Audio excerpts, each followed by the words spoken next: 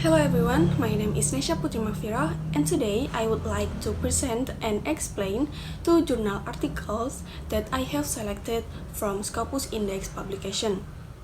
In this presentation, I will briefly discuss the background of each study, the research objectives, the methodology, the key findings, and the conclusion. I hope this presentation is clear and enjoyable.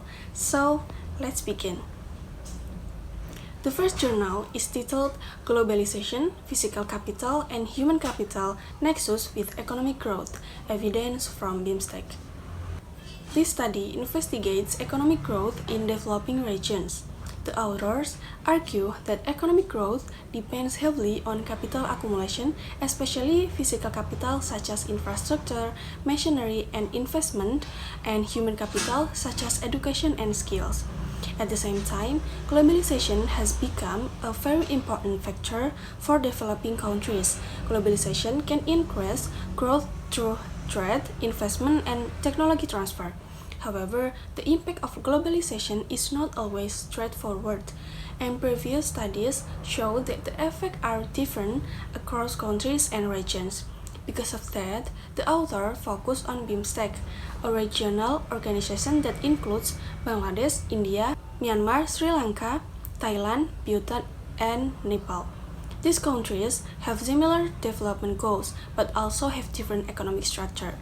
This makes the region interesting to study. Based on this context, the study has three main objectives. First, to examine whether physical capital improves economic growth. Second, to analyze whether human capital contributes to growth. And third, to test whether globalization strengthens or weakens the effects of physical and human capital on growth. The study uses annual panel data from 1990 to 2019 for the 7 BIMSTEC countries. Economic growth is used as the dependent variable. Physical capital, human capital, and globalization are the key independent variables. To analyze the data, the authors apply panel econometric techniques. In short, the authors try to understand the long-run relationship between the variables rather than temporary or short-run shocks. The result of the study showed that physical capital has a positive and significant effect on economic growth. Human capital also has a positive and significant impact. This confirms the common view that the accumulation of both physical and human capital is very important for growth in developing countries. Globalization also has a direct positive effect on growth. However, when globalizations interact with physical and human capital, the direction changes. Surprisingly, globalization weakens the relationship between capital accumulation and growth.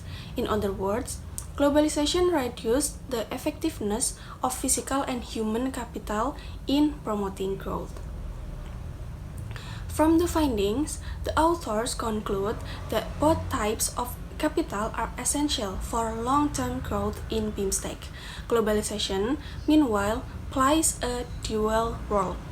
On the one hand, globalization brings technology, investment, and trade opportunities that support growth. On the other hand, globalization makes domestic capital less effective because countries become more dependent on external sources.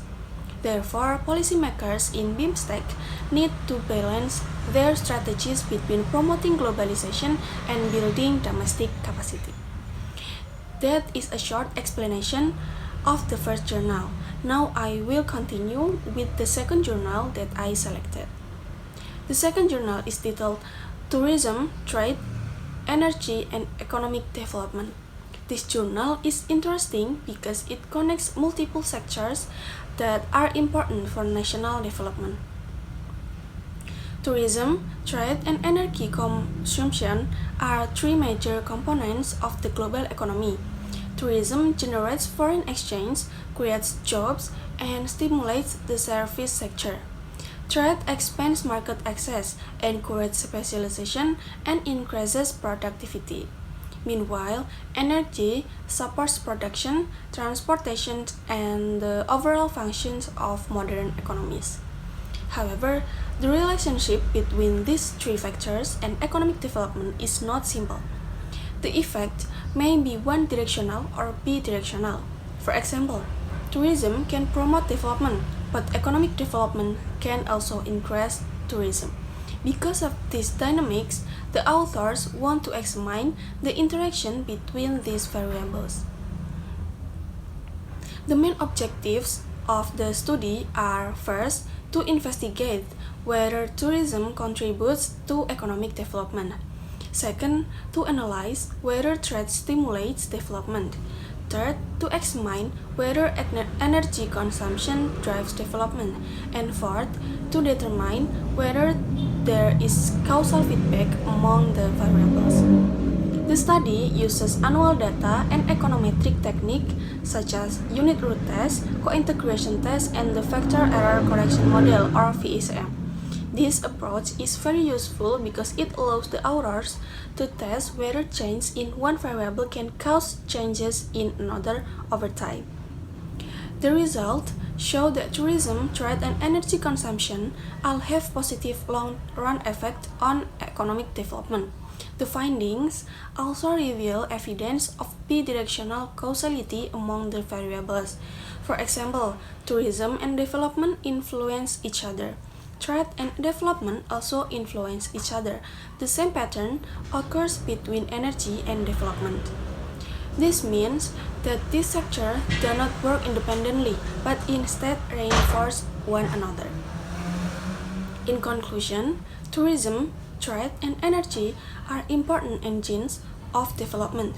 The author suggests that governments should adopt integrated policies that promote tourism, facilitate trade, and ensure stable energy supply to accelerate long-term economic progress. To sum up, the two journals highlight different aspects of development economics. The first journal focused on capital accumulation and globalization in developing countries, while the second journal examines tourism, trade, and energy as drivers of development. Both studies emphasize that economic development is a complex and multidimensional process. Because of that, policymakers need to design strategies that combine domestic capacity building with external opportunities. Thank you for watching my presentation. I hope this explanation has been helpful and informative.